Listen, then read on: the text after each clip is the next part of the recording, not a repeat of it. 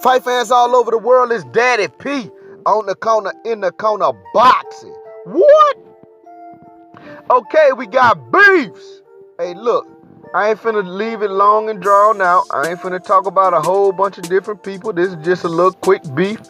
Terrence, Crawford, and Errol, Spence Jr.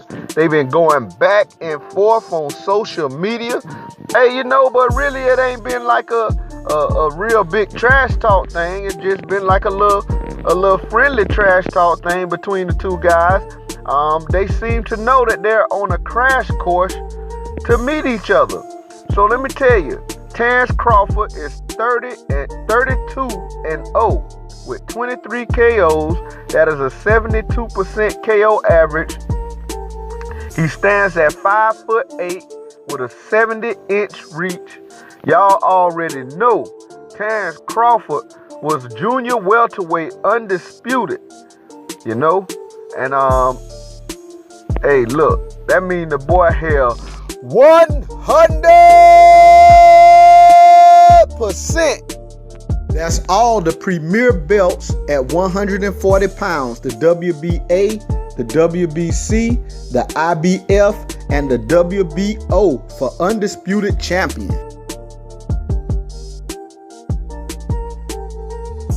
Division. Okay, but he moving up in weight to welterweight. He does fight in June against Jeff Horn.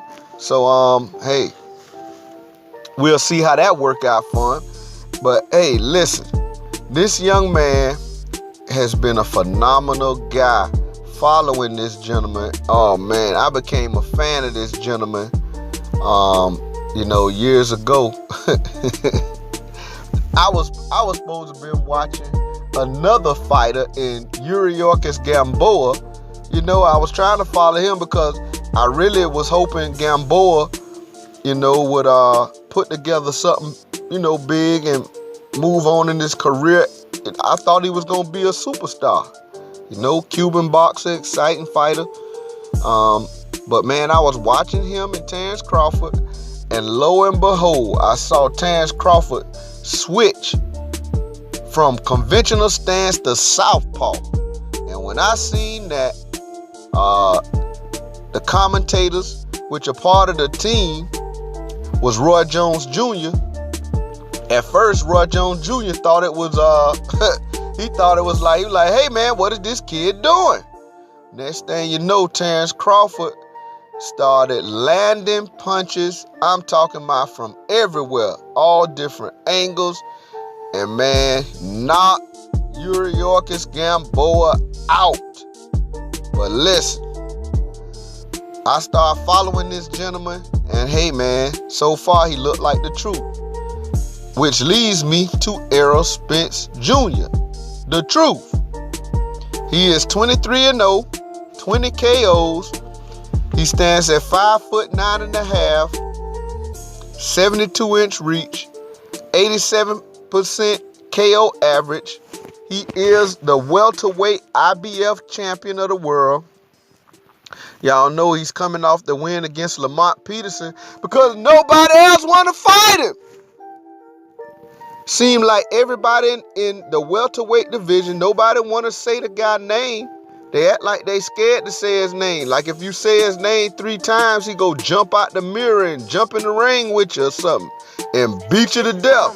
But listen, a big point in his career was his win over Kell Brook for the IBF championship.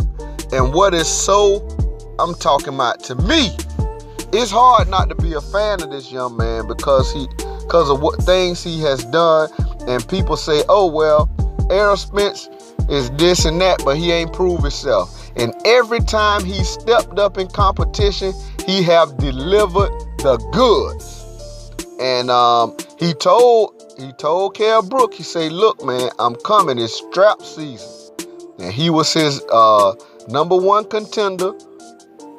Kell Brook talking all this stuff about going up in weight. Done went up and fought Triple G. Talking about he going to 154. Hey, and after that eye injury against Triple G, You know, he was stalling a little bit with that IBF. People ain't know if he was going to vacate and go to 154 or what. Errol Spence Jr. say, hey, man, give me my belt. And what was so crazy is Errol Spence Jr., he went over across the pond. He went across the pond, then went over to the UK and wrested the man IBF belt from him. He said, give me my strap. And he also stopped him to get the strap. So Errol, the true Spence Jr., phenomenal fighter. These are two of my favorite fighters right now in boxing, man. And these guys are on a crash course. They seem to know it. They had a little friendly, little thing with, they talking about betting on a basketball game against each other, talking about, and then they talking about fighting, hey, yeah, when we do this and do that. So these guys seem to know, hey, look, we on the crash course. It's inevitable that one day we are going to be fighting. And this can be a super fight in the welterweight division. We still got to see what's going on with Terrence Crawford. He has yet to actually have a fight at 147. But hey, like I say, he gonna fight in June. Also, Errol Spence Jr. will be fighting in June against Ocampo.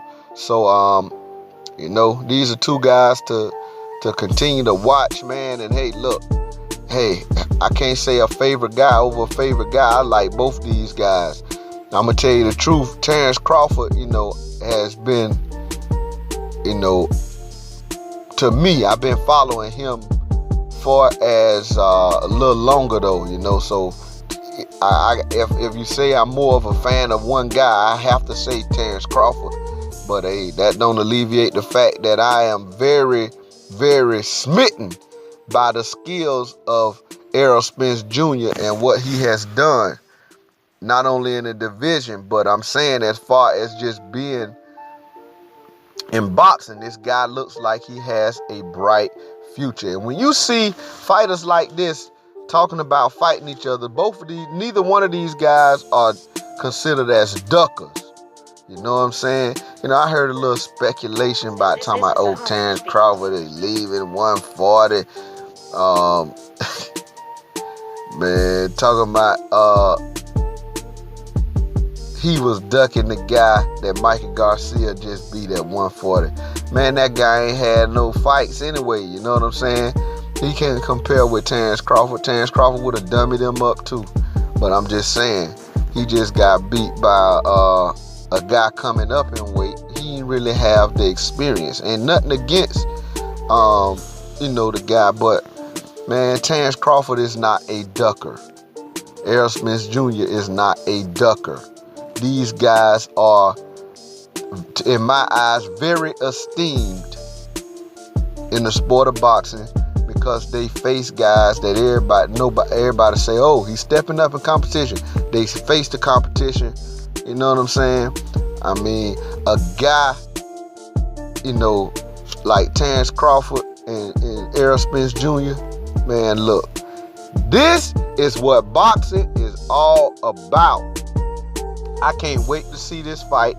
I hope they do have fun building up to it because both these guys deserve to have a mega fight. So, hey, I'm rooting for Terrence Crawford in June against Jeff Horn. I got to say it. I'm rooting for Errol Spence in June against Ocampo. I got to say that. And, I don't hope they fight each other next after that. I'm going to be honest with you. Because like I say, these guys deserve to build a super fight. And I'm going to tell you, as a champion, Errol Spence, IBF,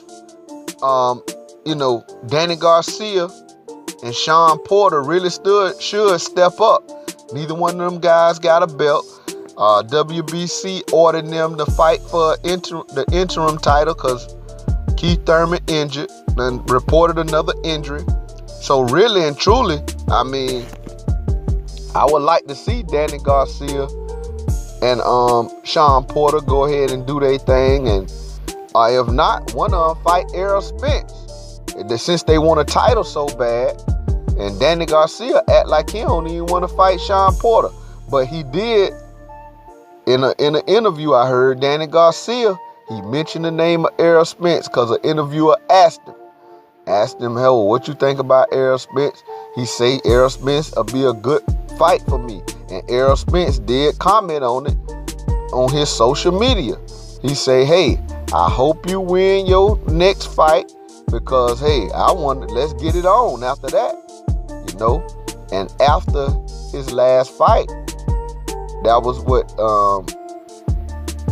Errol Spence was referring to. Sean Porter got in the ring with him and called him out. So, it's a lot of good fights percolating at 147, man, that, could be a big builder upper for this Terrence Crawford, Errol Spence Jr. fight.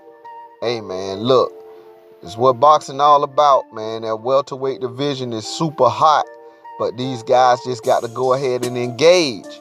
And Errol Spence Jr. is ready to engage.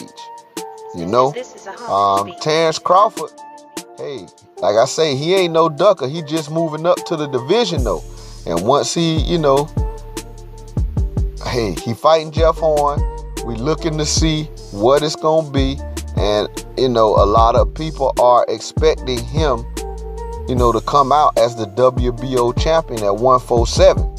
And, that will make the division a lot more interesting. The only thing is he's over at Top Rank. So in order to make a fight, he really does need to build. Because Top Rank, and Al Heyman with Premier Boxing Champions, it's gonna, in order for them to make the fight, it's gonna have to be something worth making. And I think that they will, both parties, Top Rank and Premier Boxing Champions, will want to build the fight. And the thing about it is also, these guys ain't making no $20 million a fight. You know what I'm saying? Or one guy making, $25 million or more a fight, and the other guy making $10, $15 million or more a fight, and they gotta try to come in the middle and all, like Manny Pacquiao and Floyd Mayweather, where they gotta do all this negotiating. I don't know. Errol Spence, he been making some decent money with Premier Boxing Champions, and Terrence Crawford, Top Rank has been, just stringing him along as a homegrown fighter, So I think with Terrence Crawford, they need to get him in there, man, in some probably after, if he wins against Jeff Horn. And I'm, hey, you notice, I did say if, man, and I'm not doubting Terrence Crawford, but I'm just saying this is a big leap up in competition. You coming from a lower weight class and fighting a champion. I kind of wish he would have took at least one acclimation fight to acclimate to the division, see how the punches feel at 147, and see how his power moves up, which, I don't necessarily believe his power has to move up for him to be successful at the weight. But I do think he need to feel punches at 147, because I think, eventually he will settle into the weight anyway. But I think he needs to feel punches, before he step up in class. But anyway, the guy's so skillful. I believe his skills will move up and speak for themselves. I think he will match up well with the WBO champion and Jeff Horn. And, so I'm just saying, if he win the WBO title, it will make that landscape at 147 very interesting. And also, I think it will be an opportunity for him to build. And once he builds, and Errol Spence Jr., he keep winning at 147, man, hey, I think we will have ourselves a mega fight by the year 2020. Maybe even sometime in 2019, they'll fight. And this is the thing about today's boxing. you have to build fights, man, because of the politics that's associated. Because it is about money. You know what I'm saying?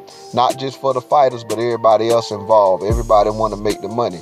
I remember back in the day, it used to really be like that. They'll just fight 2 or 3 times and call it laid. Look, the best want to fight the best. Let's go ahead and fight. Then we can fight again and fight again. Have a rubber match, But today's boxing politics, because it's more money involved in the sport and an opportunity for everybody involved to get paid, that's just what it is. But anyway, these 2 gentlemen on a crash course, BEEFS! And I can't wait to see something like this go down, man. 147 is getting hotter and hotter. I just hope everybody else involved in the situation at welterweight will go ahead and oblige. Danny Garcia, go ahead and fight Sean Porter or fight somebody. You know what I'm saying? Even though these 2 guys don't have belts, they are considered as being some of the better fighters in the division. So go ahead and do your thing. This Daddy P on the corner, in the corner boxing. Y'all, please slap that like button. If you don't like it, hey, hit the dislike, whatever you want to do. Leave a comment for your boy. Let me know what's up. Daddy P on the corner, in the corner boxing. Out of there.